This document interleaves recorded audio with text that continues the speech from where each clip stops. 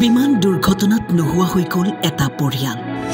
শেষৰখন selfie তুলিছিল বিমানত। বহু সপোন লৈ লণ্ডনলৈ ওলাইছিল, কিন্তু ৩২ ছেকেণ্ডত বিগ ট্ৰেজেডি ঘটিল।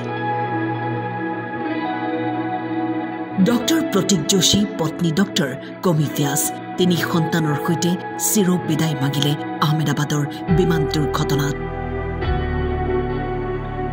কোনে জানিছিল এইখনেই তেওঁলোকৰ অন্তিমখন ফটো হৈ ৰব।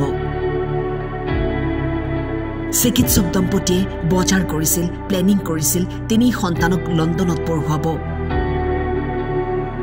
পত্নীয়ে নিজৰ চাকৰি এৰি লণ্ডনত স্বামীৰ সৈতে একেলগে কাম কৰাৰ সিদ্ধান্ত লৈছিল।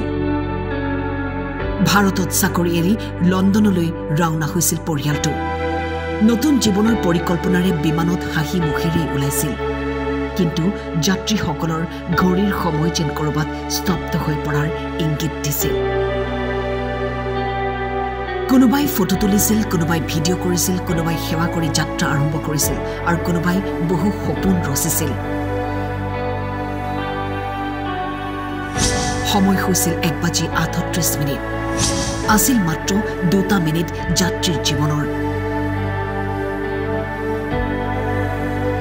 একেইখন বিমানৰ অন্য এটা ছিটত আছিল ৪ মাহ পূৰ্বে বিবাহ হোৱা খুশবু।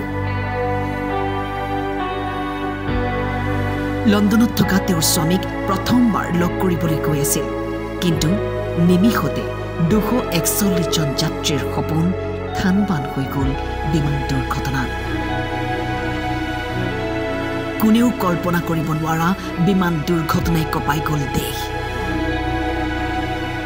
এই বিমান দুৰ্ঘটনা হৈ ৰ'ল ভাৰতৰ এক বিগ ট্ৰেজেডি।